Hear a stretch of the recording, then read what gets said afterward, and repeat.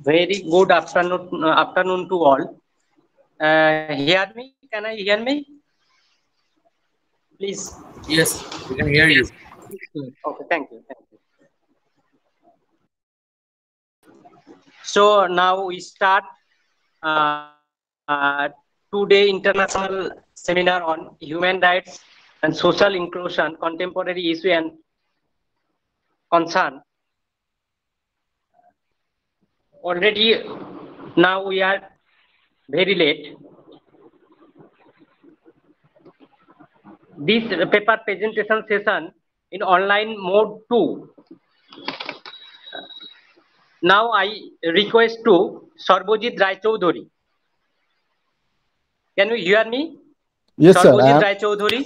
Yes, sir. Am I audible? Please. Hello. Yes, sir. Yes, Hello. you are audible. Okay.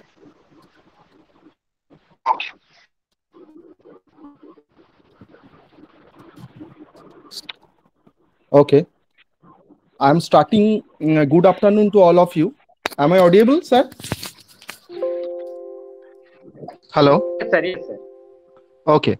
Good afternoon to all of you. Yes, sir. Okay. Thank you. Good afternoon to all of you. At first, I convey my deepest gratitude to entire team of the international seminar. And today my topic is human rights and human development issues and problems. And before we start, I would like to tell the term human rights is now frequently used by some social and political activists groups in the context of the rights of an individual, which are natural, inherent in our nature, and without which we can't live as human beings. This right should not be violated by the state, and in the other words, they require to be protected against the authority of the state. At the same time, ironically, it is expected that they need to be protected and enhanced by the state. So this is a brief definition of human rights, which I have coined. Now the entire discussion I have divided into three categories. The first questions of rights of women, and the second part of my discussion will be highlighted the rights of individual and groups, which can be broadly described as human rights. And finally, the third part of my discussion will be focused on the nature of human rights in post-colonial democracy in India. Now, I would like to express the first part of my discussion, the rights of women. We know numerically half of the total population of our country women, and they were called upon to serve the country in the moments of crisis. As the days of nationalist movement under the charismatic leadership of Gandhi won attainment of national freedom, they were granted voting rights as a token of the nation's gratitude to them. But they continue to lag behind in literacy, employment, healthcare, and nutrition, and even in food intake and other basic amenities. Though enjoying the right to vote, they got very little opportunity to contest the election for one to takers.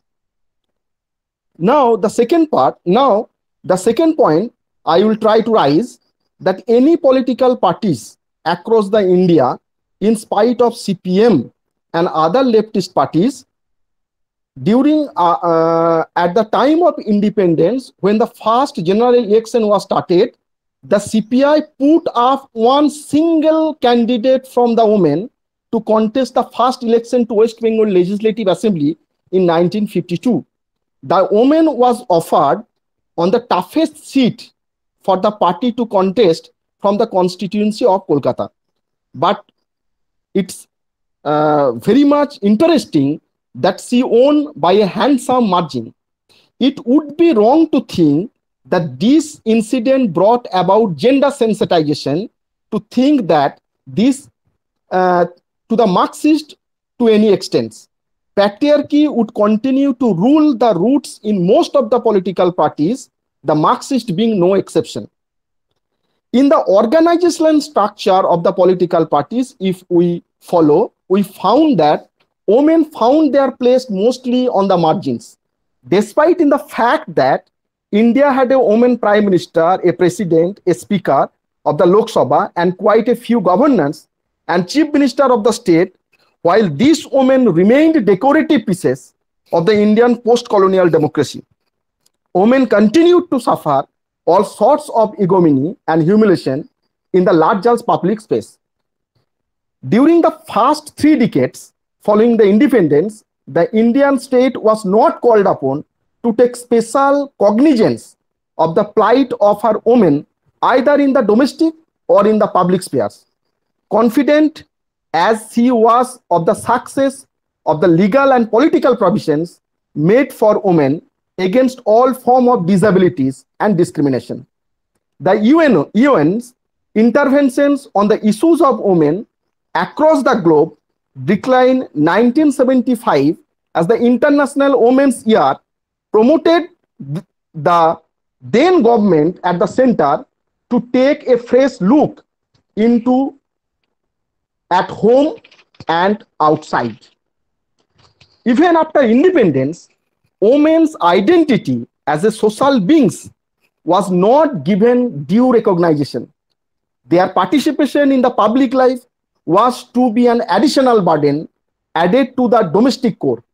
And in public life, they would have to face the male gaze, often suggestive of allurement of sex, if the sexual bonding is the only form of intercourse possible between man and woman. This was the essence of patriarchy and what reinforced it. It was the women's undergirding endorsement the same. The post-colonial state, Indian state, provide all possible. Sorry, sir. Sir, please conclude. Okay. Time is very limited. Okay. The second part of my discussion, the rights of individual and groups, and here we have just mentioned 2 or 3 points that regarding the rights of groups and individual before independence, the Motilal Nehru prepared a draft of fundamental rights subject people of India in 1928. And another great poet, Rabindranath, the Indian Union for Civil Liberty was formed. I actually pointed out the 2 instances because the Declaration of Human Rights in 1948 by the UNO, before UNO, these 2 pioneer thinkers have started to think about the rights of groups and individuals. And the third part of my discussion, the post-colonial, the role of state of post-colonial democracy to protect human rights or not. In this conclusion, I would like to say that in analyzing the policy options of the Indian state since independence, simply binaries of democracy and authoritarianism, capitalism and socialism, populism and bipartisan would not be held so much. Thank you.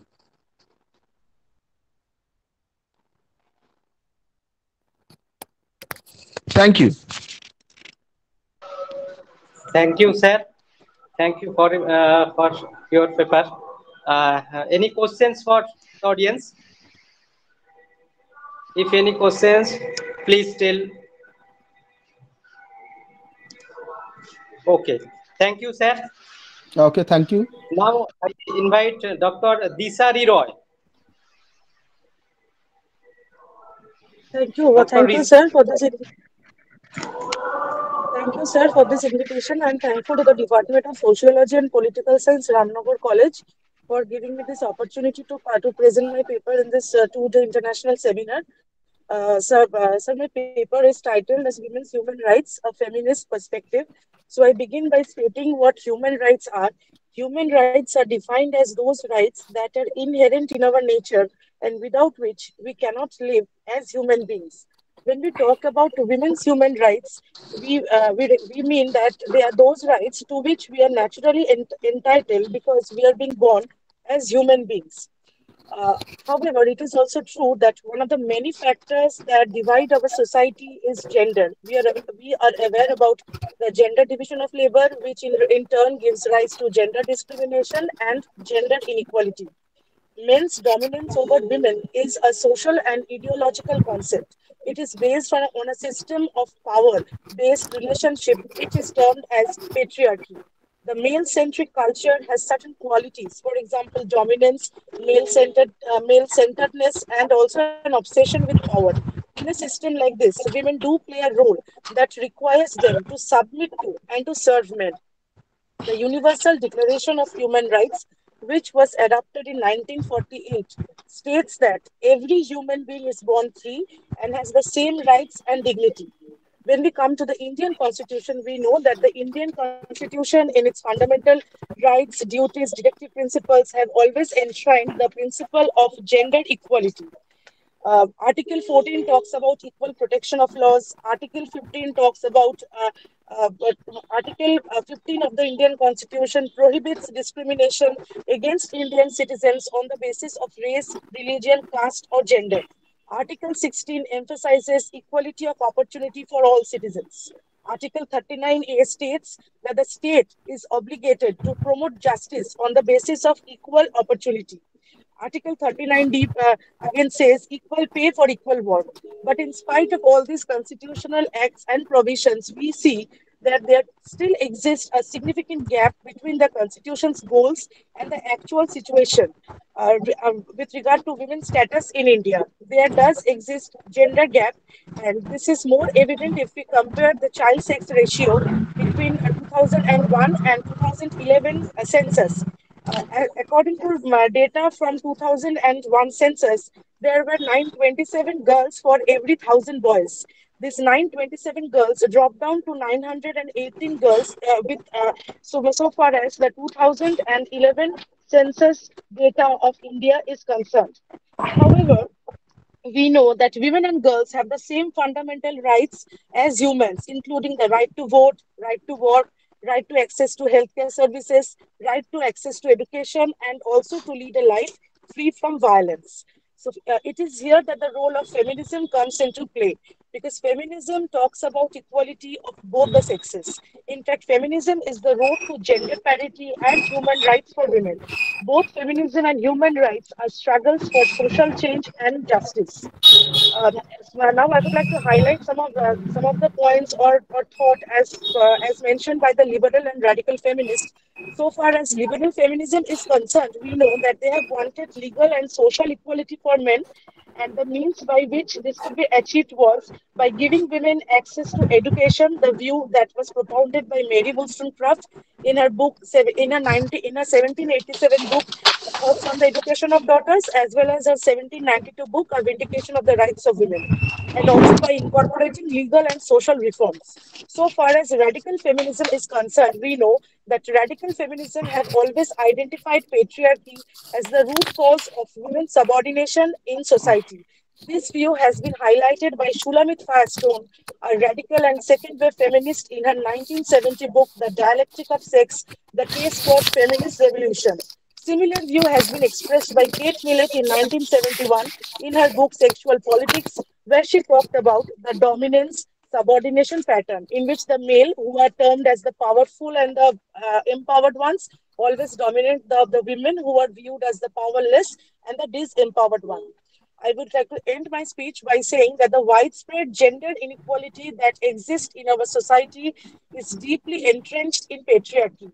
Patriarchal social structures and ideologies which persist and are bolstered by other dominant systems lead to violence against women. Time has come to take active and concrete steps for women empowerment. Empowering women means acknowledging women's fundamental human rights and at the same time fostering an environment in which they are treated equally to men. Women's right to be free from discrimination, coercion, violence in all aspects of their life, including sexual and reproductive health, must be upheld. As a means of empowering, protecting, and achieving gender equality or a gender equal society, the government must work together to develop gender sensitive schemes and policies more and more for women and girls. Thank you.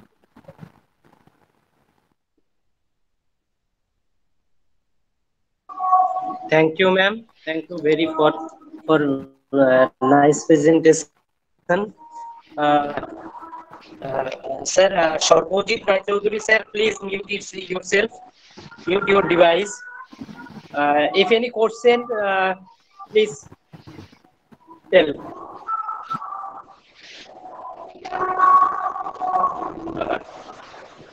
No, there is no questions. Now I will Dr. Salamoni Bhattacharya. Salmoni Bhattacharya, Dr. Salmoni Bhattacharya, have you there?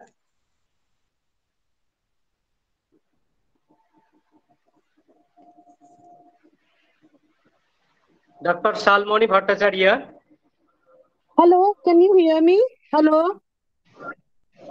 Yes, Hello? yes, yes, ma'am. Yes, Yes, ma'am. yes, yes, I'm here. Yes. Yes, So please, please, go ahead. good afternoon, everyone, and welcome to my presentation. My topic is human rights and social inclusion, women empowerment and equality.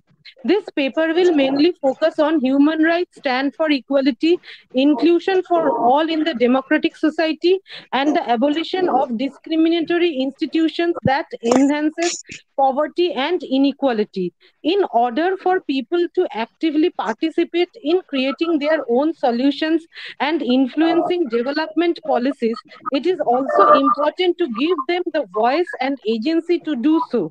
It involves changing the legislation, policy, practice, social norms, and power structures so that everyone can live in freedom and equality. Here, empower. Paper present চলছে Hello? Hello? Sorry ma'am go ahead Okay. Here, empowering women and including them in the society is a major criteria for an overall development. Promoting equal opportunities for them is not enough, particularly when they are historically discriminated. Social inclusion was considered as a way to provide equity across diversity, a treatment for social isolation, access to material resources, and participation in local decision making. Now, talking a little about social inclusion. So, social inclusion is a multi layered and cross sectional idea which should be mainstreamed into different regions at public, territorial, and neighborhood levels. It is not restricted to a single tier or segment of society, nor does it rely on a single policy area to effect changes. Social inclusion has much broader and infinitely more extensive objective that encompasses numerous aspects of humanity and society. One of the main objectives of social development was established at the World Summit for Social Development in March 1995, the creation of an inclusive society or a society for all through social integration. One of the most important outcomes of the summit was the Copenhagen Declaration and the program of action which pledged to prioritize poverty eradication, full employment, and social integration as development goals. The member states committed to fostering inclusive society that are stable, safe, just, and tolerant, and that value diversity, equality for opportunity, and participation for all people, including those from disadvantaged and vulnerable groups. Social inclusion is understood as a process by which efforts are made to ensure equal opportunities for all, regardless of their background, so that they can achieve their full potential in life. It is a multidimensional process aimed at creating conditions which enable full and active participation of every member of the society in all aspects of living, including civic, social, economic, and political activities, as well as participation in decision making. This basically means that everyone has the best chances to have a good time and fit in society. It's about ensuring that no one is overlooked. Now, coming to a little bit talking about social inclusion and human rights. we can see the full range of human rights, including socio-economic and cultural rights, are typically overlooked by human rights mechanisms, which tend to concentrate primarily on civil and political rights. As a result, these mechanisms haven't done much to help end poverty, empower communities in terms of socio-economic power, or address social issues of social inclusion. Coherent legal systems from intergenerational rights have not been established, and neither have the mechanisms provide the solutions for those in the bottom strata. A further focal component that should be borne as a top priority is that the human rights elements are primarily being hostile to states as opposed to working cooperatively and with them towards finding and carrying out compelling solutions. We are aware that there is a link between discrimination and social exclusion. Discrimination against individuals or groups based on their characteristics, social, economic, or physical disadvantages is the root of any exclusion. Due to the burden of domestic responsibilities, restrictions on mobilities and access to economic resources, and discriminatory norms, women living in poverty are frequently the most isolated from public life, information, and participation. Empowerment entails recognizing and overcoming these challenges as well as investing in each individual to develop knowledge and abilities necessary for them to be the agents of their own development. Human rights come into play here. Not only it is desirable to be able to participate in society, but also to be free, disadvantaged, and discrimination. It is an essential basic freedom, one that we as a whole offer in like manner. A right protected by international covenant on civil and political rights and a number of other treaties. To create a space where all people can claim and exercise their rights, governments must promote and protect human rights, including protecting human rights defenders, regulating powerful non-state actors like multinational corporations. Ways to achieve equality through inclusion and eliminating discrimination. Eliminating the numerous forms of discrimination that contribute to the persistent marginalization or group of basic arbitrary distinctions such as their age, their gender, or the color of their skin is an essential part of inclusion. It includes those who have traditionally been excluded. Human rights are also intertwined with inclusion. From universal access to education, health, and other public services, social protection, fiscal reforms, and other labor rights, all of which have potential to level the playing field for various communities and groups. The Sustainable Development Goal 10 is to make equality more prevalent by reducing disparities within and between nations. Understanding social inclusion in relation with its human rights. In layman's term, international human rights law requires government to respect individual civil and political rights such as their right to free speech, fair trial, and political participation, and to promote their economic, social, and cultural rights such as their rights to health and education. Such a comprehensive or inclusive society should be founded on regard for every basic liberty, human right, and fundamental freedom, social, cultural, and religious diversity, focusing on the needs of disadvantaged groups, civil rights. Please conclude. Okay. Sorry. Civil rights, majority rule support, law, and other. Social policies that aim to make societies more adaptable, tolerant, and inclusive of all people, encouraging it. Now, I would like to conclude by saying some of the solutions identified here to form a just inclusive society are by eliminating gender-based hiring and promotion discrimination, ensuring that work for equal value is paid equally, ensuring safe working circumstances for women laborers all through supply chains in order to boost workplace diversity. All these things will make an equitable society with overall development, including all. Thank you. Thank you, ma'am. Thank If any questions, tell.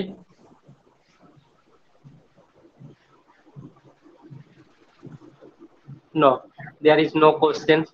Now I ask Dr. Patra Chakraborty.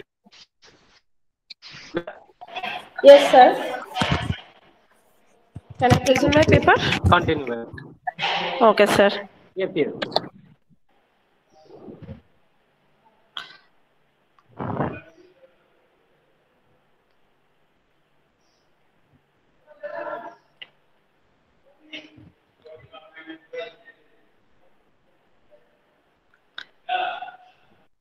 Sir, my screen is visible?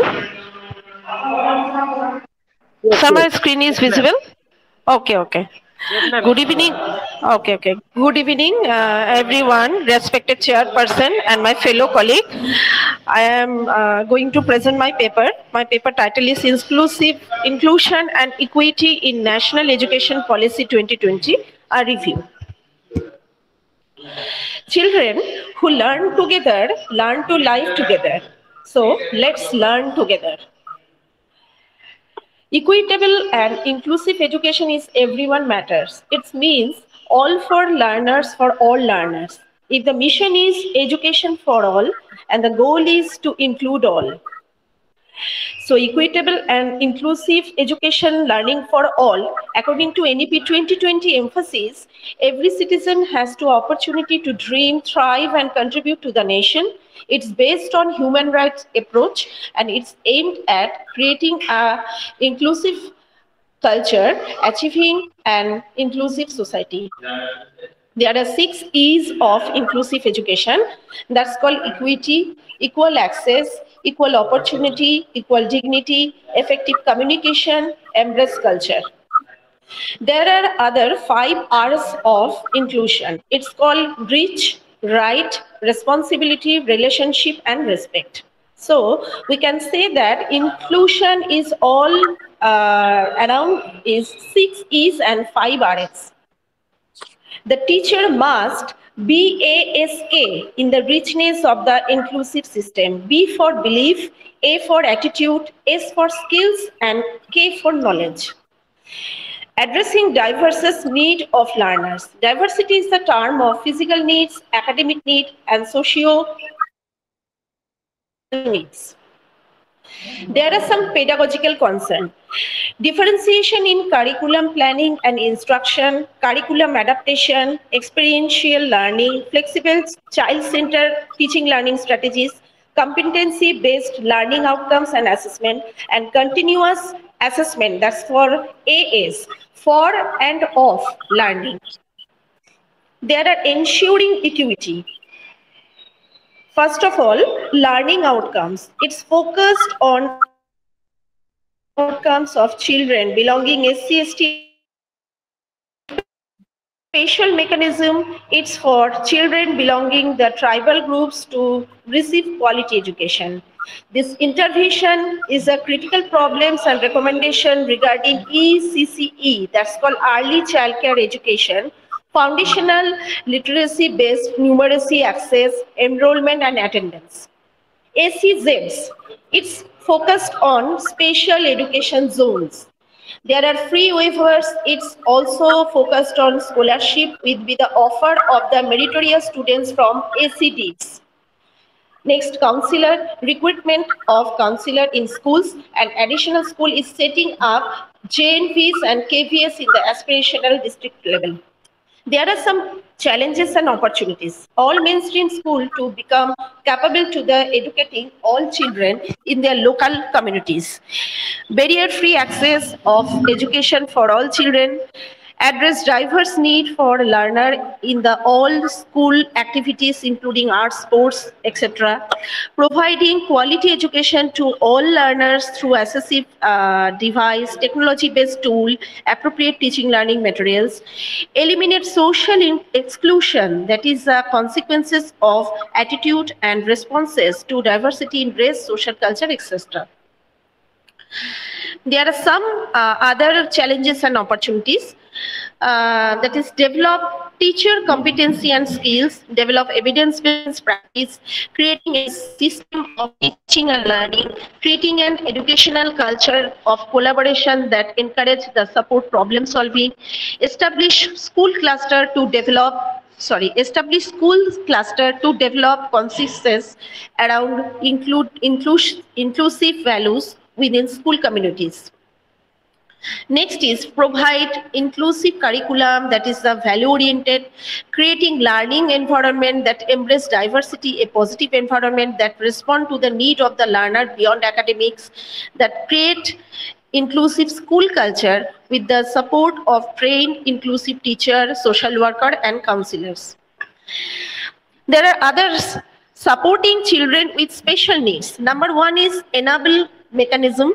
It's for SCWSN or Divyangan student to receive quality education. Number two, regular schooling. It's also the special needs of regular schooling. Number three is assistive devices and orientation to parent.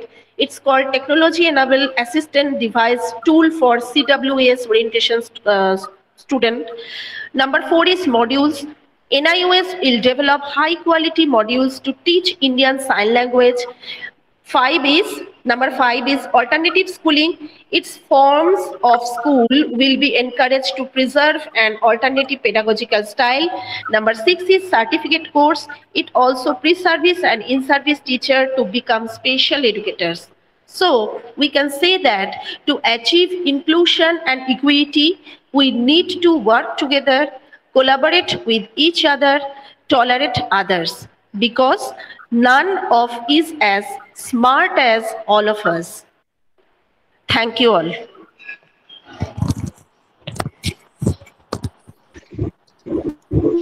Thank you, ma'am, for your nice presentation. If any questions to audience, please tell.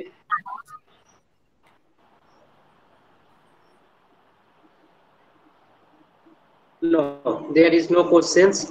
Okay.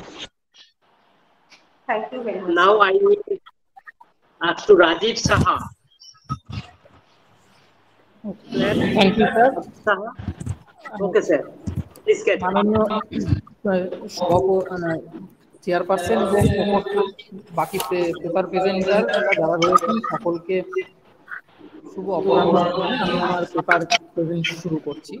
আমি যে পেপারটি present করবো তার টাইটেলটা এরকম, যে impact of digital education to develop human rights. Human rights বা আমাদের যে মানুষের অধিকার, এই অধিকারের যখন আমরা একটা সময় শুরু করলাম, যখন আমরা ধীরে ধীরে জীবন, হ্যাঁ শোনা যাচ্ছে স্যার? হ্যাঁ, আমরা যখন সে বন্য জীবন থেকে ধীরে ধীরে স্বাভাবিক সামাজিক জীবনের মধ্যে দিয়ে প্রবেশ করে আজকে এই অবধি এসছি, এই জায়গাটাতে আমাদের অধিকারের জায়গাগুলো বিভিন্ন সময় বিভিন্ন রকম ভাবে পরিবর্তিত হয়েছে।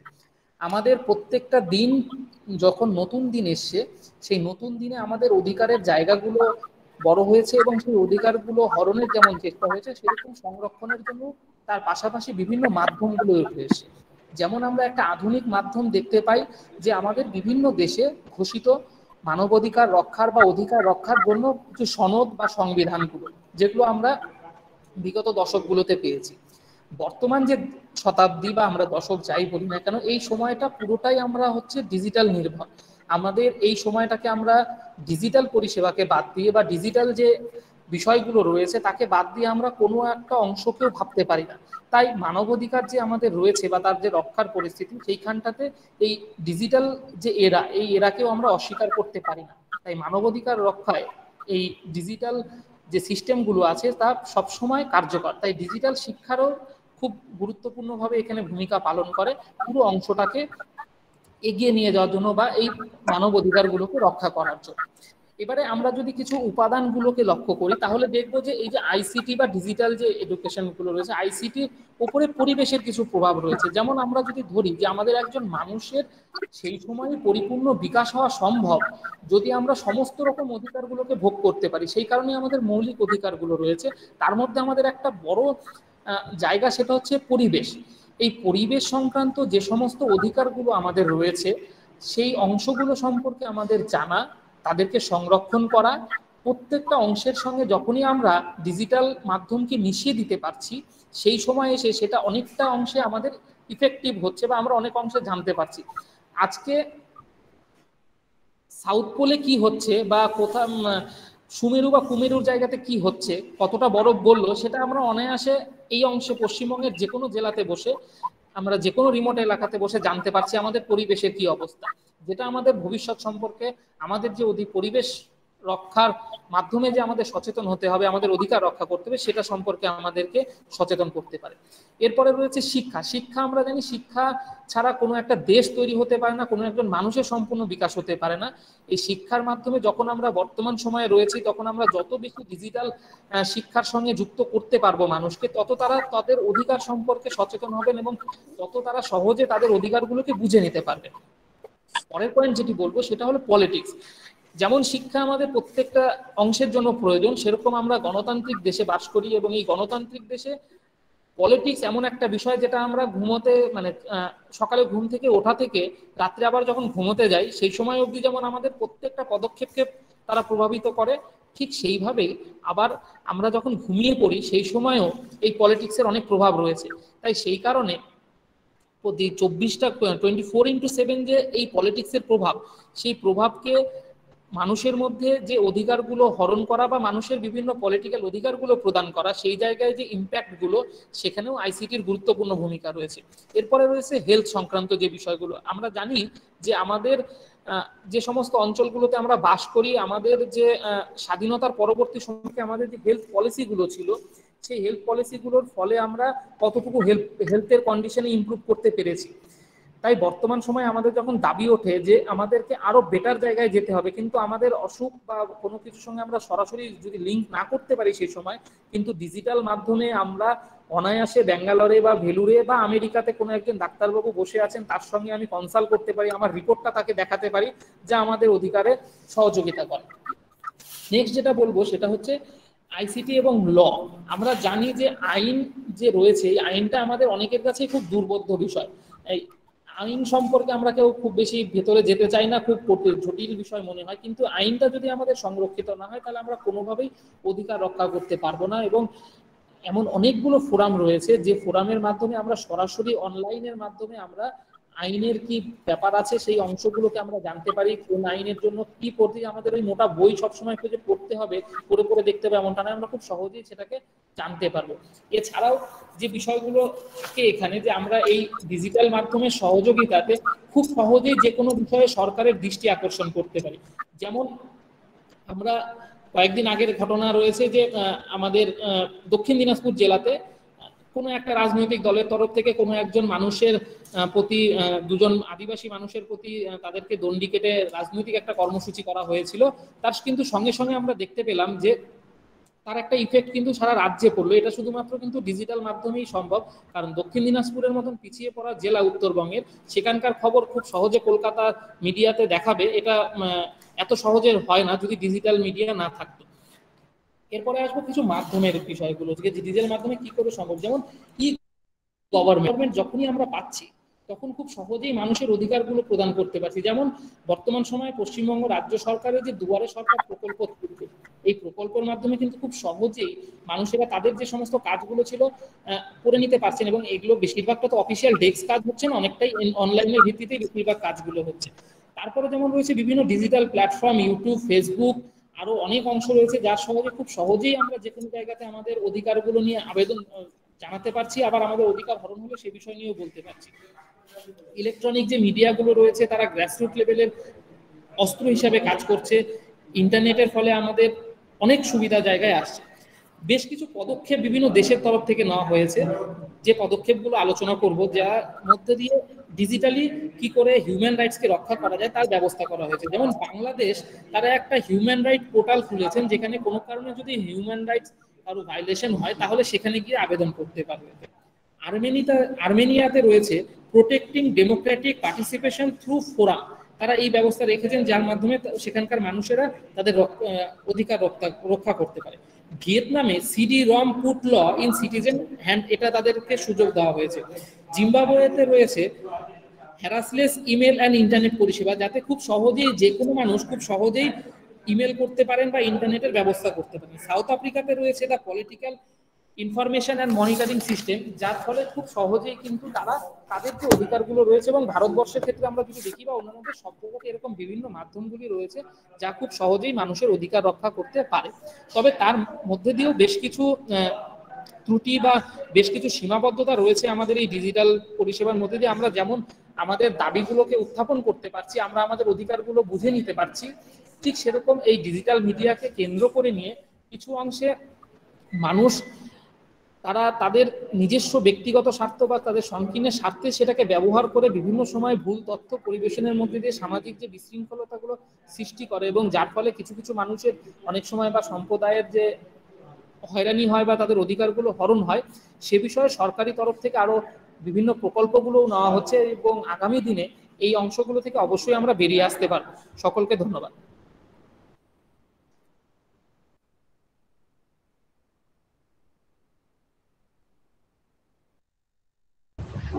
Thank you, sir, for your nice presentation. Any questions on this topic?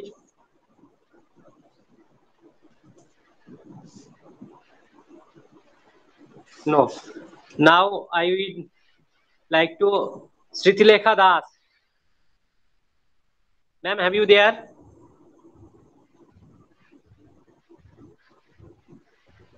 Sritilekha Das.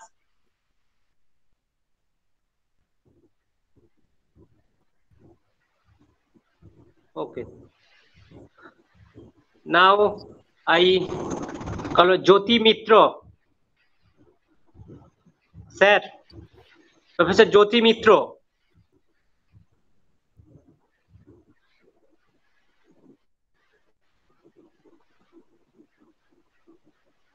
No, they are now Priyanka Roy Rudra. Yes, sir. Am I audible? Priyanka Roy Rudra. Yes, ma'am. Okay, Please. can I start my presentation? Yes. Okay.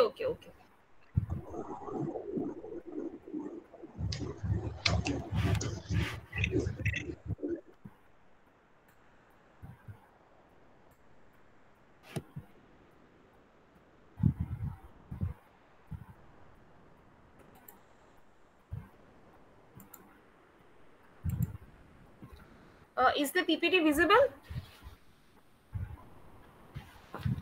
No, not yet. No, ma'am, not visible. Please try again. Yes, I'm trying.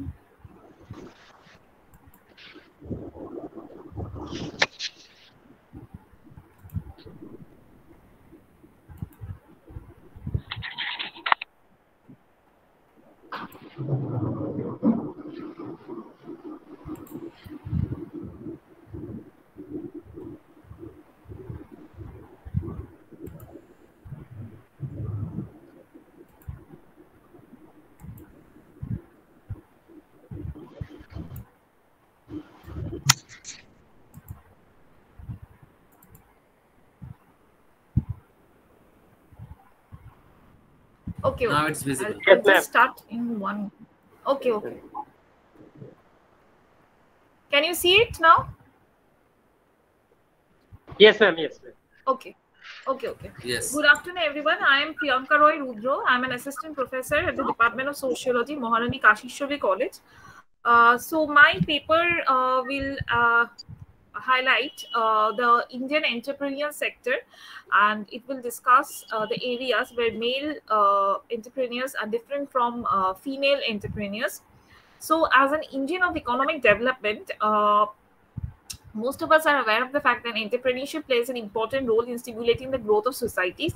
And in several countries, entrepreneurial ventures create more jobs as compared to those generated by the private sectors.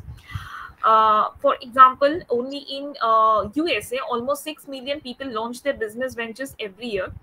In most developing as well as developed countries, entrepreneurship has continued playing a crucial role in providing jobs and thereby contributing to national income and enhancing community development.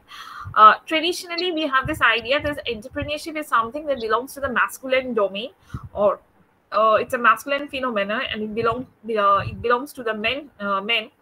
But the reality is that over the past few years, women have also been making significant contributions to the economy as entrepreneurs. According to Global Entrepreneurship Monitor Report 2012, nearly 126 million women have launched the independent ventures in 67 global economies, while 98 million female entrepreneurs are already running established businesses. Now, these statistics portray a very rosy picture of women entrepreneurship, but the reality is that as compared to males, female entrepreneurs underperform in almost all economies, and more specifically, they have slower growth rates, earn less profits, and have more closure rates. So, this is the background, and against this background, my paper aims to explore the areas where male and female entrepreneurs differ. So this paper has the following research objectives. First, to understand aspects where male and female-owned businesses differ. Second, to analyze whether social-cultural norms force women to opt for the entrepreneurial decisions that are different from men. To point out how government policies can address these issues so that women entrepreneurs are well equipped to handle the unique challenges they face every day. The next part is the methodology, and this study was conducted in 3 districts of West Bengal: North 24 Parganas, South 24 Parganas, and Kolkata. And for this study, the researcher opted for a sample of 30 entrepreneurs, both males and females. And the procedure was that after the sample was prepared, there was an interview schedule that was created for collecting quantitative as well as qualitative data. The schedule included both open and closed-ended questions, but mainly focused on understanding the lived experiences of the respondents, specifically the female respondents. And once the data was collected, the important themes were identified and analyzed. The next part is the findings and analysis. Now, conversation with the respondents revealed that there are 3 main areas where male and female entrepreneurs differ significantly. These 3 areas included reasons to become an entrepreneur, or the motivations to become an entrepreneur, desire to scale up businesses, and risk choices. Regarding the first part, that is the motivations to become an entrepreneur, it was found as compared to men, women have different reasons for launching businesses, and these reasons included desire for independence, creative satisfaction, and flexibility to launch their ventures. Most importantly, studies also confirm that majority of women launch their businesses just to balance their work and home. So in the Indian context specifically, it can be said that the lack of formal childcare, along with absence of family support system, because joint families have suffered a massive breakdown over the past few years, and so there is a lack of family support for most women, and these are the important reasons why many women are forced to give up their jobs. And in such a scenario, entrepreneurship provides them with better opportunities, because running a business means that one can modify the timings according to one's own preferences. And furthermore, entrepreneurship also allows more flexibility, which in turn enables a woman to handle both professional commitments and domestic responsibilities.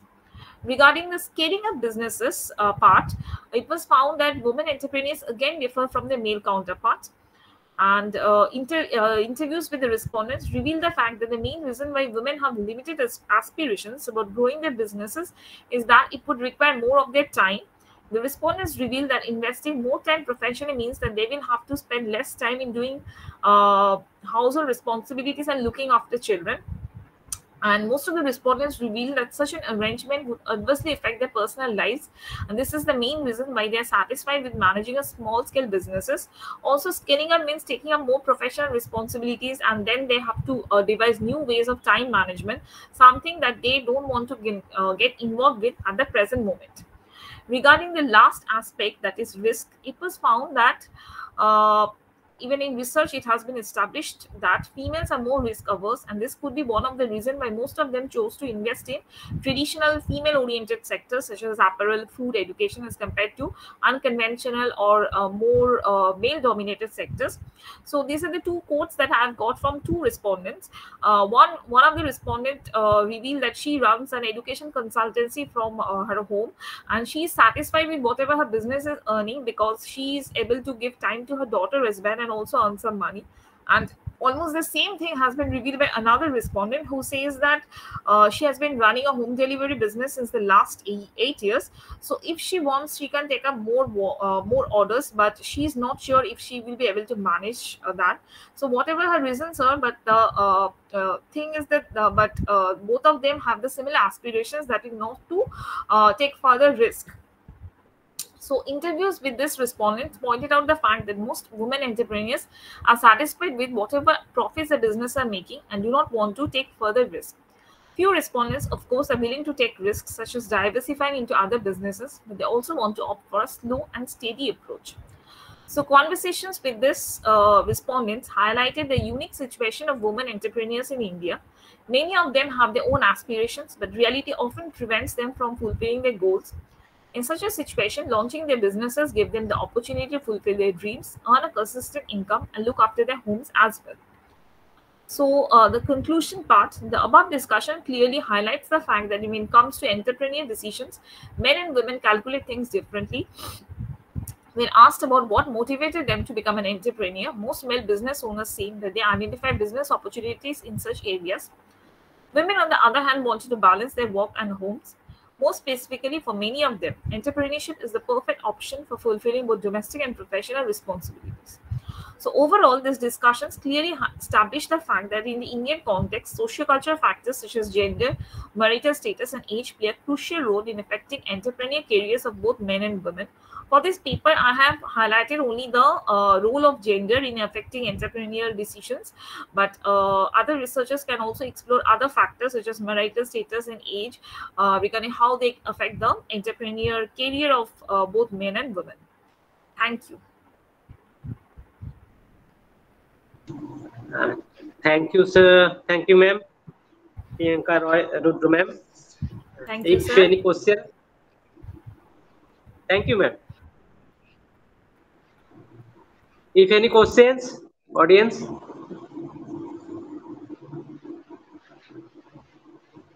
No, there is no questions. Next, Professor Udita Chakraborty. Am I audible? Yes, ma'am. Yes, ma'am. Audible and visible. I am Udita Chakraborty, postgraduate student, Department of International Relations, Jadavpur University. Good afternoon, all. So today the title of my paper is Emergence of Taliban's Over the Decades. Afghanistan won't ever feel the same again.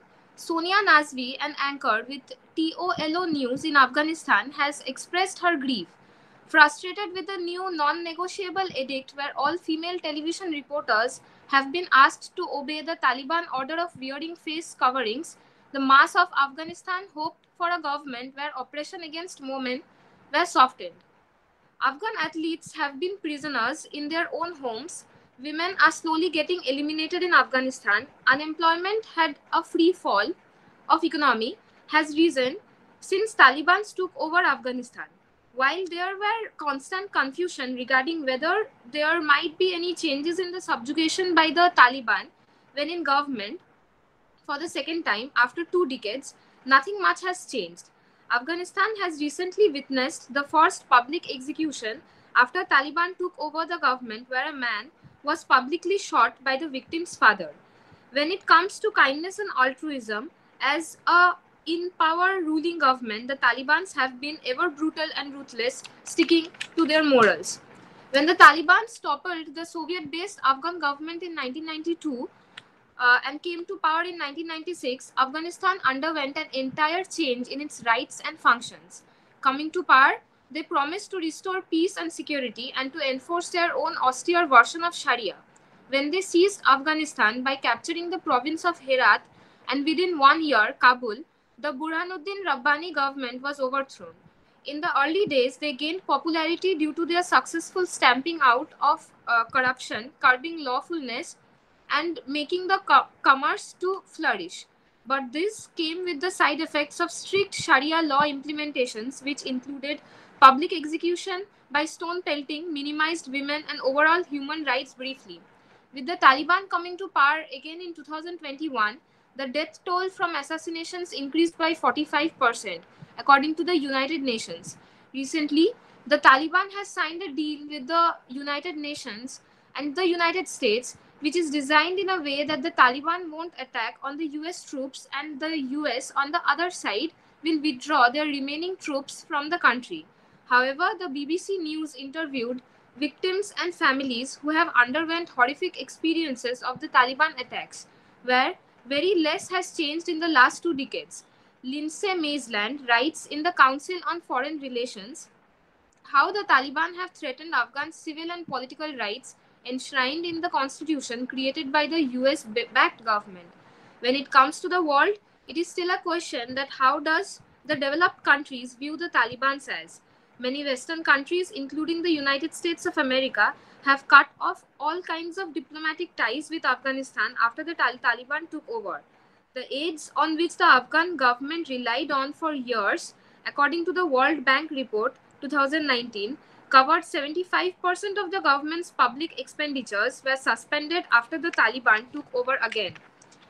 According to the Asia Foundation report in 2009, despite harsh rules and regulations, half of Afghans had sympathy for armed opposition groups, primarily the Taliban. Even in 2019, 13.4% of Afghans had a soft corner for the Taliban. Ahmad Rashid, the Pakistani journalist and author of the book Taliban, The Story of Afghan Warlords, says, the older generation of the Taliban, which he knew in the early 1990s, have become more cultivated now. The last time they came into power, they initiated barbaric rule and laws that were implemented.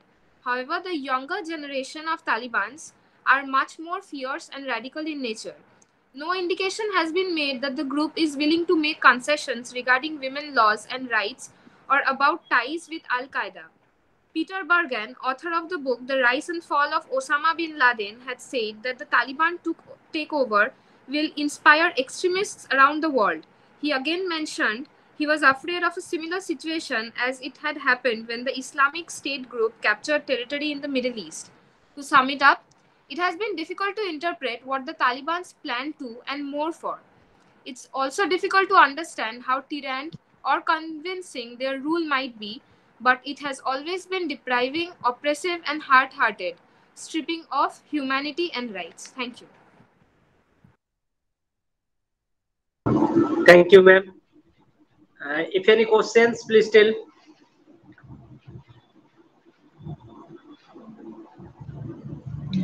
Now I will like to Bodnona Bhattacharya. Yes, sir. Are you there? Yes, sir, I'm Yes, present. sir. Can you hear me? Yes, yes, sir. Should I start? Yes, yes. Yeah. Thank you very much. I am here to present a paper on man-animal conflict, the story of India's stray dogs.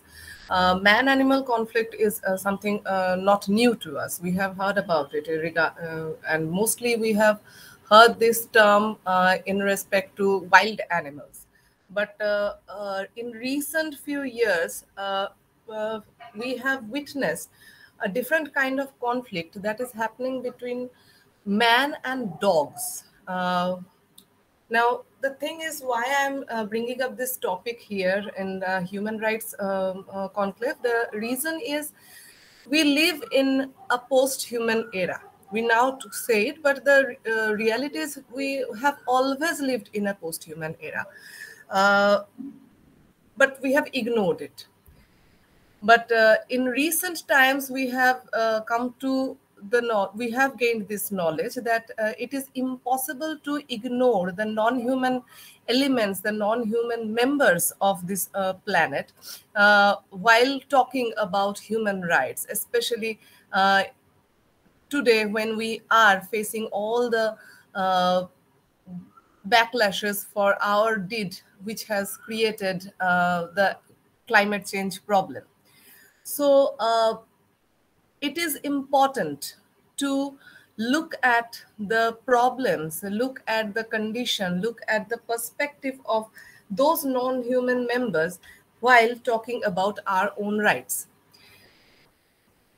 Now, dogs in India, they're overpopulated. There are around 60 million dogs in India, and India has been for many ages, like for a long time, India has been a rabies hub. Now, the experts say rabies is a disease of poverty. So that problem is also here, and there are a lot of dogs in India. So this has been an issue. But in recent time, the matter of dog bites have become a major area of discussion in most of the metro cities. It happened basically a few years back when a case came out where a pet dog mauled to death his owner, an 80-year-old lady. But after that, lots of CCTV footages started to come out where either pet dogs or stray dogs were attacking human, and in some cases the matter became fatal, especially for some very young children in several parts of the country. So after that, this issue became alive again, and most of the media portals and social media started to talk about how dog bite cases are rising in India, and that is not wrong. That is not wrong because if I look at the statistics, just Maharashtra and Tamil Nadu, just these two states have reported over 7 lakh dog bite cases in 1 year. So the matter, there is a problem, and if there is a problem, there has to be a solution. But before going to the solution, we need to look at the problem dogs are also facing in this country, because probably the solution to our problems lies in the solution to their problems.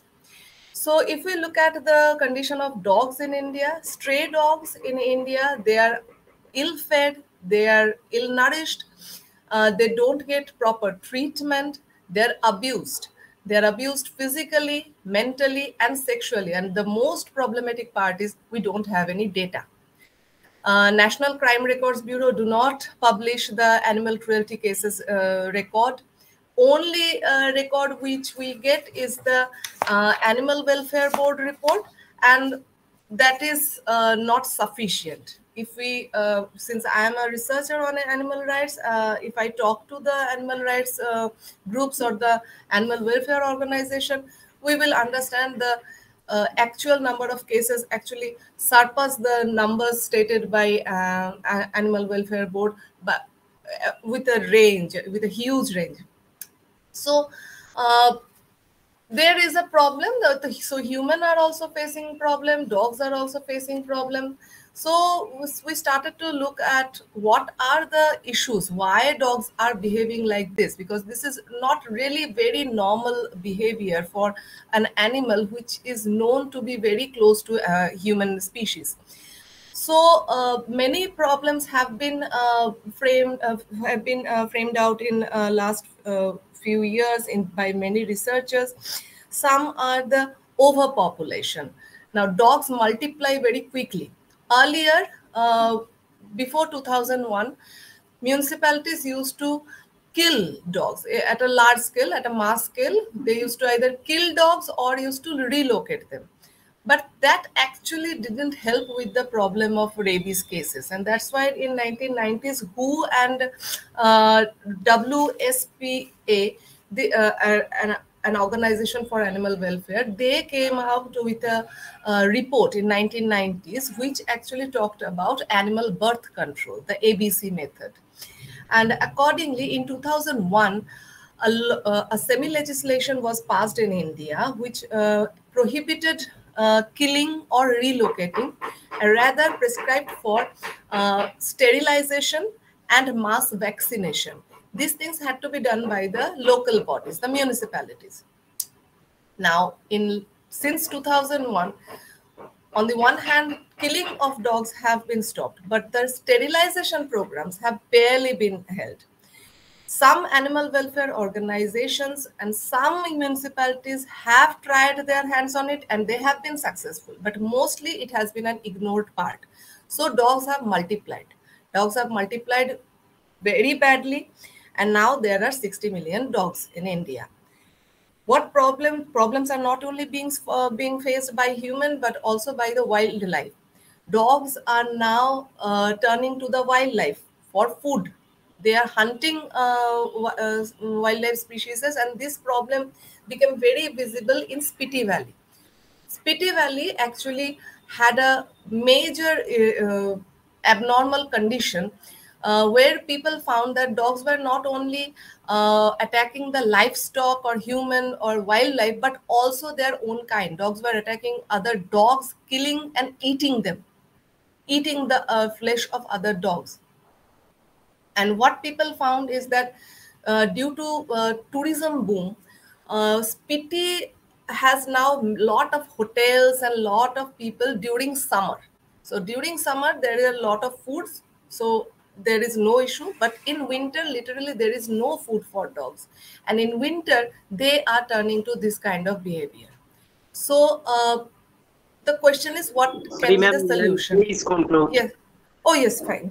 So there are a lot of solutions being talked about for like people are asking for returning to pre-2001 stage, but most of the animal welfare organizations are asking for a collaborative program where state, NGOs and community all will collaborate. That would include feeding program for dogs, sterilization and mass vaccination. They are of the opinion, and they have cited a lot of examples of other countries where this kind of programs have been successful. For example, Netherlands, which doesn't have any stray dog right now in this world, in their country. So these kind of solutions are being talked about. So the point I would like to make is that in order to protect our life, which is the basic of human rights, we need to be a little compassionate towards the lives of other beings in the world. And probably that will help to make our own lives better. So thank you all.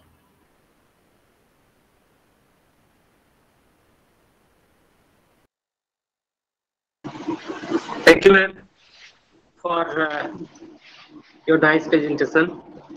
If any questions on this topic, please.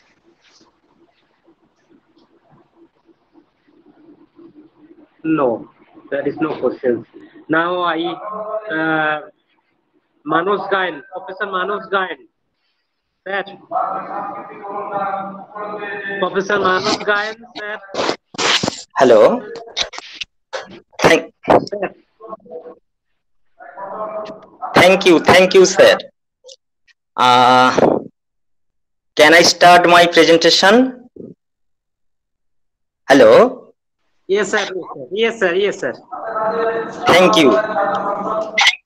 Good afternoon to all of you. I am Manoj Gain, presenting my paper on the contribution of self-help groups on social inclusion. Inclusion means including or uniting deprived and marginalized people to mainstream with the help of various government and private schemes. Inclusion may be social or financial. It is foremost requirement that all sections of society should be equally empowered, and it is possibly only through social empowerment, which means all sections of the society having equal control over their lives and opportunity to take important decisions. Social inclusion is the opposite of social exclusion. Social exclusion refers to certain situations where individuals are not recognized, heard or taken into account within their societies and communities. For promoting social inclusion, it is needed to build inclusive societies that offer equal opportunities to individuals irrespective of their circumstances. For boosting social inclusion effectively, equality of opportunity and elimination of discrimination have to be rooted. In this context, self-help group has emerged as the most successful strategy.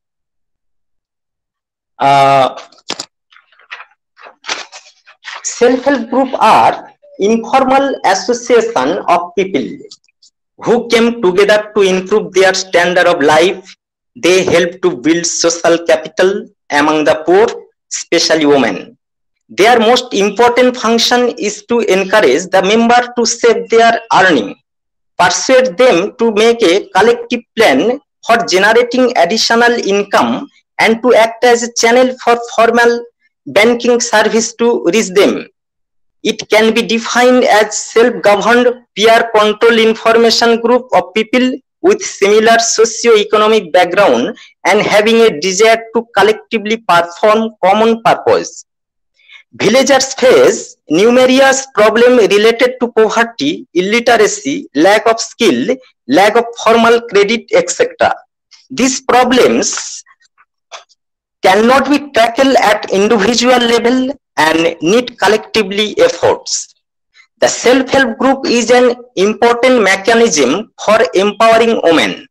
Organizing poor women into groups not only expand options available to them for their development, but also provide them with opportunities to develop their confidence and skill to their status and to bring about changes in the attitude of society towards women. Empowerment is not essentially political alone. It is a process having personal, economic, social, and political dimension with personal empowerment process. Women represent half of the world population. They constitute significant a part in a household as well as in the economy. Women are found to be disadvantaged position as compared to men. According to Human Development Report, there is no country that treats women as equal as men. Exclusion of women is generally and especially from disadvantaged group has become the issue of major concern, and supporting to this microfinance through self-help groups providing good in including in excluded section of the society in the broad platform of social inclusion. In in 1999, Government of India introduced 30 Swarno Jayanti Gram Swarojagar Yojana to promote self-employment in rural areas through formation and skilling of self-help groups. The genesis of self-help group in India can be traced to formation of Employment Women's Association in 1970. Okay, the paper tries to shows that how self-help groups act as an important implement of social inclusion as well as financial inclusion of all marginalized section of the population like SC, ST, OBC, minorities and transgender. Thank you. Thank you. Thank you, sir. Thank you, sir, for your nice presentation paper. Now, I would like Bhumidhar Roy. Sir, are we there? Yes, sir, I am there. Okay, sir. Okay, sir. Okay. Please, sir. Let's go. go. Sir. First of all, good afternoon to all. Today, my topic is emerging human rights issues. Just 60 or 70 years back, the most important human rights treaties were adopted in United Nations, which were and are related to the Universal Declaration, which began a very robust, elaborated system that continued to grow till now and is growing, and at the same time is also protecting our natural rights or human rights through United Nations and other great functioning organizations. People from right of politics, left of politics, people representing all the greatest religions and all also people with no religions came together and agreed on the essentials of civilized society, and they together drafted the Universal Declaration that was proclaimed by the United Nations and later adopted by every countries around the world.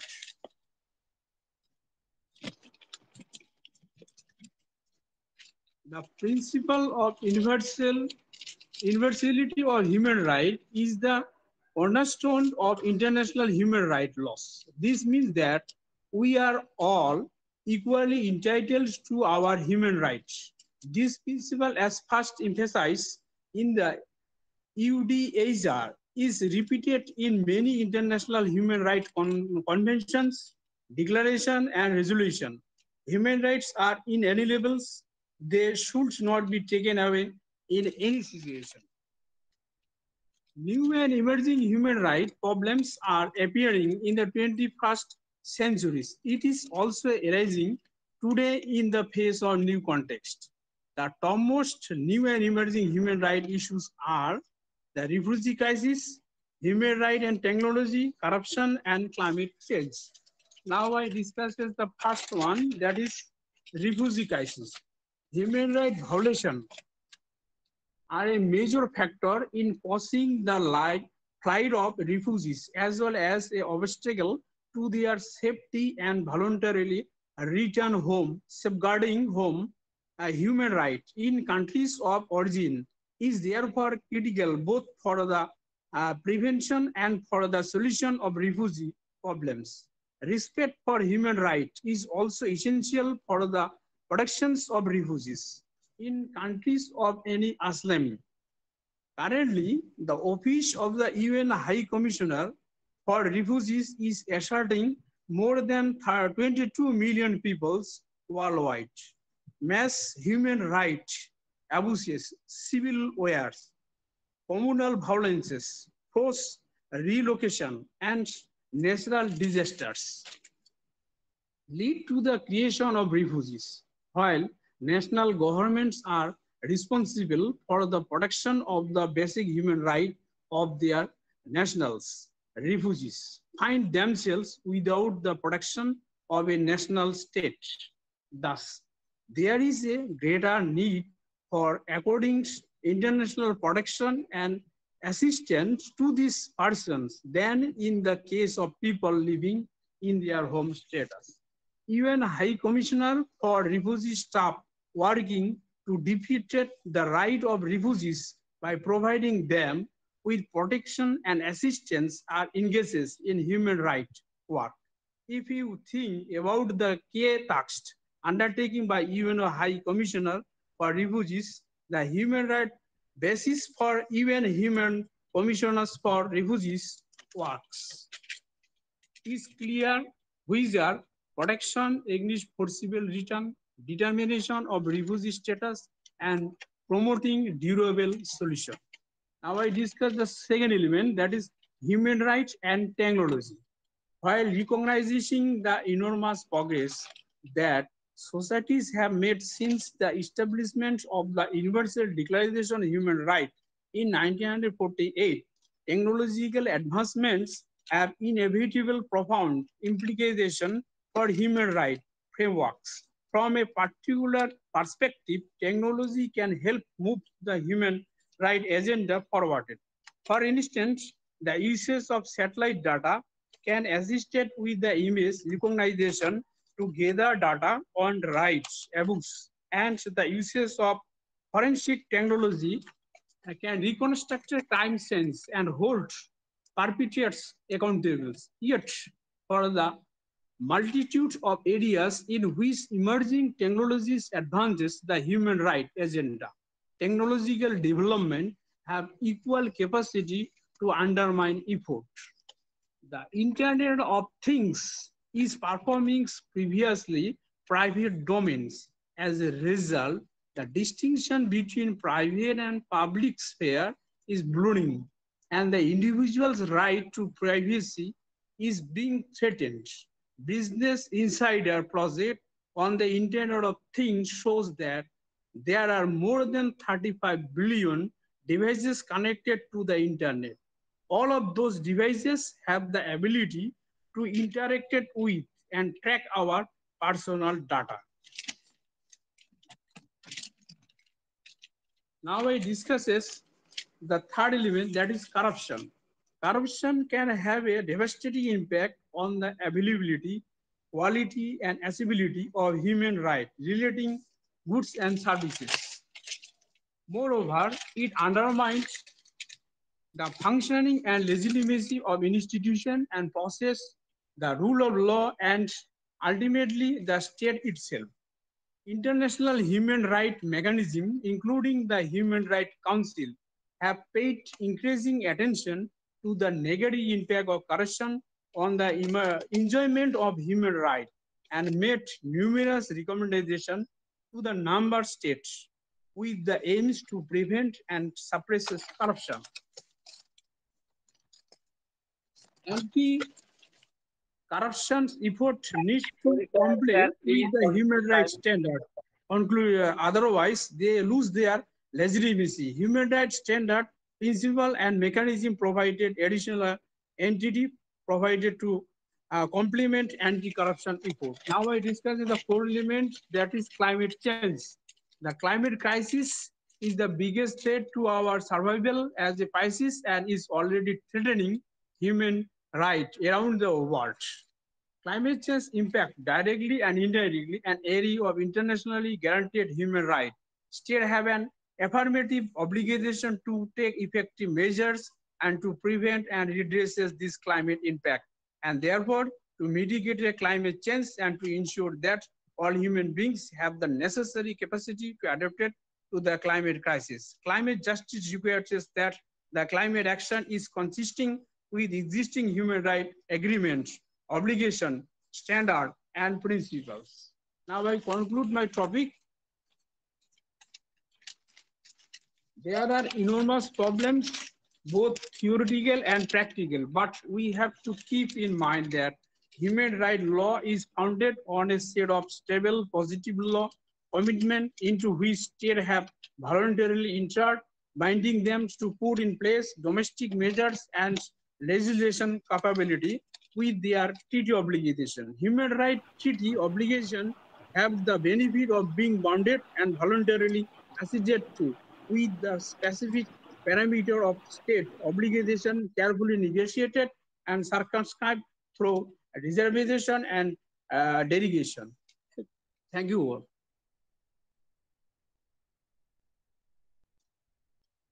Thank you, sir. Now I invite Anushara Banerjee. Ma'am, are you there? Yes, sir. I hope Yes, I'm ma'am. audible. Yes, ma'am.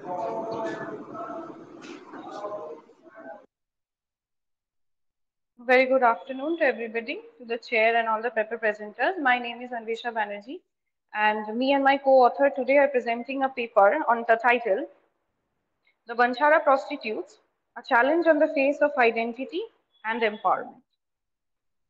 Move on to the next slide, please. Although prostitution is thought to be one of the oldest industries in the world, there has been a debate over whether it is legal or not. Condemnation has been the prevailing attitude more or less in every society, with prostitution being viewed as sinful and vulgar. As a result of this moral judgment, India has adopted a prohibitionist attitude towards the practice of prostitution, and the provision of the Immoral Traffic Prevention Act of 1956 is the biggest example of this opinion. Next slide, please.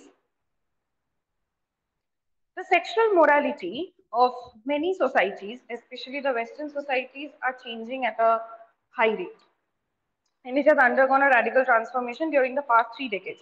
Most of the prohibitions, such as those against masturbation, premarital and extramarital sex, promiscuity, and homosexuality, which made up the traditional extremely restrictive view of sex that predominated the societies until 1950s, are no longer regarded as being particularly serious, stringent, or even legally binding. The moral prohibition against prostitution in particular does not appear to have altered significantly in any of the societies. Many older defenses of prostitution are still rarely used today, but a number of new ones are now becoming extremely popular, at least in some circles. Prostitution no longer is seen as the most extreme form of moral depravity a woman is capable of, but the view that it is at least seriously morally flawed, if not repugnant and intolerable, is still widely used. Next slide. As shown in the picture, if one passes along the Nimak Mandasur highway in Madhya Pradesh, one can see women sitting on charpayas, dressed in bright clothes, wearing loud makeup, and hoping to get a client. sometimes truck drivers and other times men from other villages. The flesh trade, that is commonly known as in India, the, prostitution is commonly known as flesh trade in India, has a social sanction in Nimak, Ratlam, Mandasur districts of Madhya Pradesh. If we see the movie Jab We Met, there is a scene in the movie where it is shown that how famous Ratlam is for its practice of prostitution. The members of the Banchara community, which is a tribe and operates family based prostitution for their livelihood. And they consider the birth of a girl auspicious as it means that another breadwinner has come for the family. The fathers and the brothers, that is the men of the family, they end up acting as pimps, taking care of all the arrangements. And the family house, they have a dedicated room for this purpose exclusively. When the girls are born, they are trained from the age of 17. And by the age of 12 to 14 years of old age, they are thrown into prostitution. Almost all of them in the village have children who are illegitimate in the eyes of the state. A country like India, which is obsessed with male fetuses and male children, has given us an example of a society, a tribe, some amount of people who feel that when a girl is born in their family, it is auspicious. And they feel themselves to be fortunate after the birth of a girl child. This belt, the Ratlam Mandasur Nimak belt, it is also notorious for opium cultivation. And the Banchara community, according to the PTI and a number of NGOs, they celebrate the birth of girl child. It is something that they celebrate together like a festival. Next slide, please. As the data is presented here, the total population of Banchara community is spread over 75 villages in 3 districts, and it's about 23,000, of which at least 65% are women. In 2015, the Madhya Pradesh Women Empowerment Department conducted a survey in 38 villages of Mandasur. The data revealed that their population in the district was 3,435, with 2,243 women and 1,192 men, meaning two women for every man, which is way more than the national average. In a country like India, where the number of deaths of female fetuses is increasing with each passing day, the Banchara community stands out. A similar exercise was conducted in 2012 in Nimak in the 24 Banchara dominated villages, which showed that the number of women is more than men by 3,595. The families of the Banchara community are certainly giving preference to the girl child, but the problem is that they are giving this preference for all the wrong reasons. Next slide, please. Now, there can be a number of reasons why women are found to engage in prostitution. One very basic reason can be poverty. Poverty most often forces the women into the flesh trade. Other than that, there can be a number of reasons: abduction, trafficking, selling off of women to foreign countries, and etc. But this society is very different as they have embraced prostitution as a way of life. It is something that has got social sanction in the society. Next slide, please.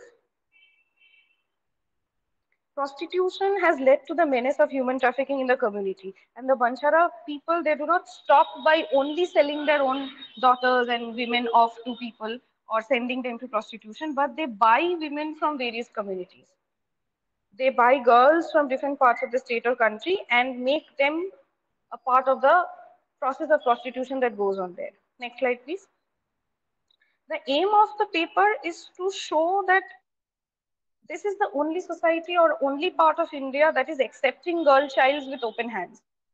And many leading feminist scholars, they have always talked about the acceptance of the society towards women, which is found in this society, where they celebrate, they are happy when a girl child is born. In this society, women have the agency to become the breadwinner of a family.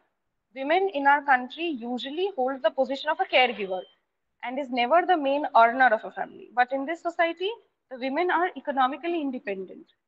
They earn for the family, they are the breadwinners. But is it right to consider this situation to be a sense of empowerment?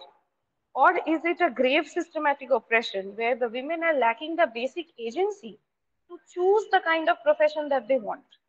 They do not have the right to choose what would be their method of income, how they would earn the bread for their family, and their choices are limited, where it is the right of the father or the brother or the son to decide whether or not the mother or whatever the woman's relation is with the family will do. It is the men of the family who have taken for granted that women, if if born a woman, the ultimate fate of the woman would be prostitution. The government has taken a lot of steps to improve the situation of these women, but just stopping of trafficking or poverty doesn't help, because the women also in such societies have been socialized into thinking that prostitution is their only way out. Thank you.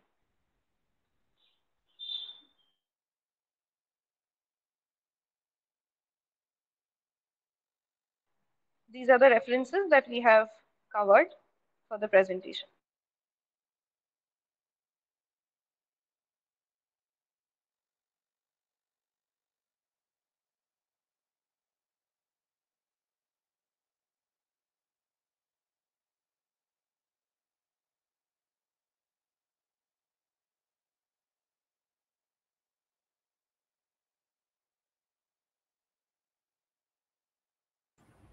I think the chair has left the meeting.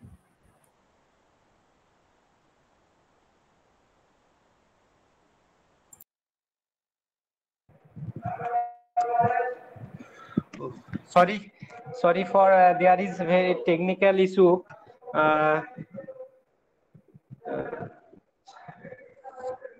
Anusha Banerjee ma'am, We have completed our. are you hear me? Yeah, presentation. Yes. Yes, Anindita Dana sir, are you tell about something your topic? Sir, we have presented. Okay. Thank you. Now I will ask Priyanka Sinha. Priyanka Sinha.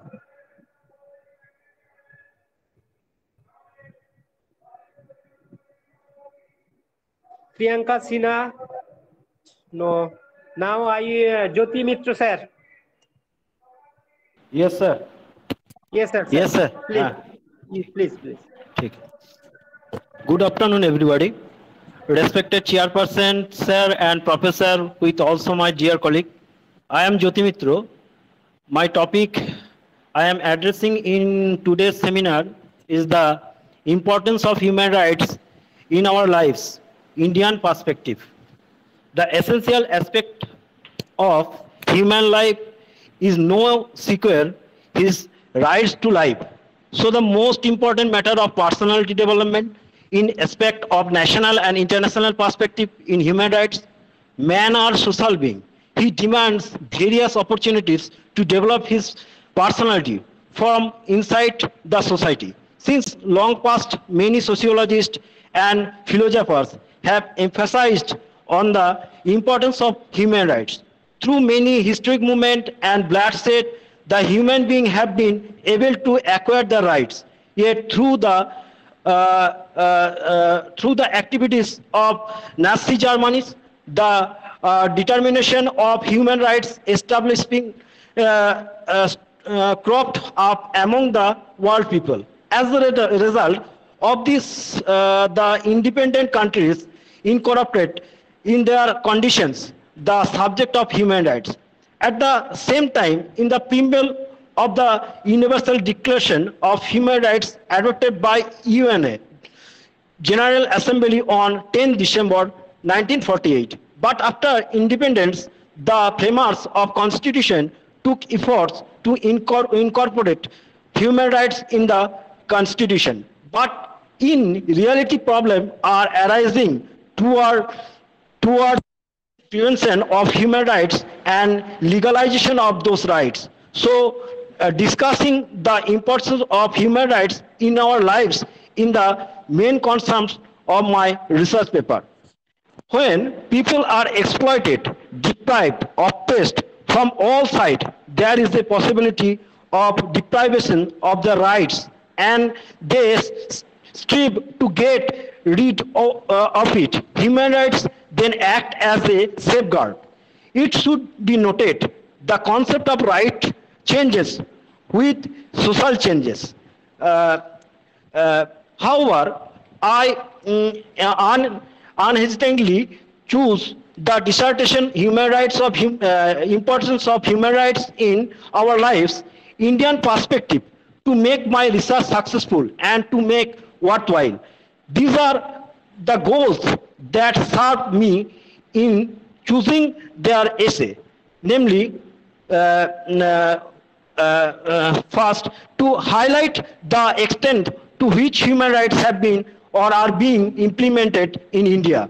Secondly, highlighting through research what are the main obstacles in the way of implementation of human rights in India. Thirdly, discussing the extent to which national and state commission, various organizations, various constitutional laws and systems are working in the implementation of human rights in India. Fourthly, discussing how to remove the main obstacle in the way of human rights, in spite of the establishment of many commission, government or private organizations, constitutional laws, why problems are arising towards citizen rights, materialization and its remedies. The sole object of my research paper rests here. Their rights are inherent and inalienable of human being and are necessary to ensure survival, dignity and personality development of the individual irrespective of race, color, religion, sex, language, political or other opinion, national or social organ, property, birth and other status. Among different human rights, some rights are very important. These are right to life, liberty and security, right to justice, right to equality, right against bondage, right against right to property, adult franchise, right to join government, and lastly, right to education, work and culture, etc. But so many problems arising there.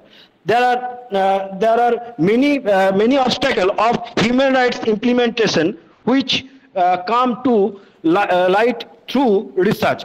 According to the Article 38 of the Indian Constitution, the state will build up such a social system in respect of social, economic and political equality, where there will be welfare of everyone in the society. The state will endeavor to create an atmosphere of equilibrium of opportunities. In this way, despite recognition and atmosphere suitable to individual development in the Indian Constitution, there are acquired property, illiteracy, unemployment, superstitions, legal complicity, insecurity in economic life, brutality against women and children, untouchability, etc. are destroying the very dreams of the Indian people to build a social atmosphere of rights enjoyment. The main hurdle in India towards human rights preservation is poverty and illiteracy. A large number of people here lie below poverty level of the total illiterates worldwide. 40% live in India alone. Thus, poor illiterates fall victim to many discrimination because they are not aware of their rights. The caste system still existing in Indian society, especially in rural India. Still, now there is supremacy of the caste Hindus in Indian social life. Even now, the lower caste, that is the horizon, fall victim to upper caste physical and mental torture in India. In Article 17 of the Indian Constitution, there is abolition for untouchability. Yet such an evil has not been driven out from social life. But right to constitutional remedies. But the framers of Indian Constitution did not stop only by giving human rights a place in the Constitution. To them, any citizen may proceed to quote for the preservation of fundamental rights, Article 32 and 226 of the Indian Constitution are said to be safeguard of human rights. Here is set for promulgation of some writs for human rights preservation. If any incident of human rights violation is happened, the Supreme Court and High Court may come forward with these writs. Through, though there is equality before law, many incidents are reported both in India and other countries where economically poor people are deprived of enjoying these rights. I can conclude here. It may be said there is wide diversity in India's socio-economic, religious, cultural sphere. In such a condition and atmosphere, it is necessary to be more vigilant regarding the preservation of human rights and liberty. The human development should be without any discrimination. Thus, the human rights activities should endeavor to create an atmosphere in face of the continuing one which is conducive to smooth running of the organization, and also to bring in such condition which shall be beneficial to all, not the few. To preserve human rights, constitutional provisions are not the only need. We should make the people aware of the incidents of human rights violation by way of regular propaganda in radio, television, by discussion, debates and conference. Building up the commission will not only solve the problem. The urgent need in its sphere is to drive away poverty, literacy, and also building up mass consciousness. It is not only that the caste discrimination, illiteracy, superstition, untouchability still persists in India, despite the creation of constitutional law. These disorders cannot be eradicated from the society. As a result, there is a lack of implementation of human rights. Administrative and state terror are also present in our social life. Besides, there is a brutality in the police which prevents the realization of human rights. The weaker section of the society, such as scheduled castes and tribes, are alone being deprived. As a result, different types of movements have been created. In that case, the effort to implement human rights remains the whole what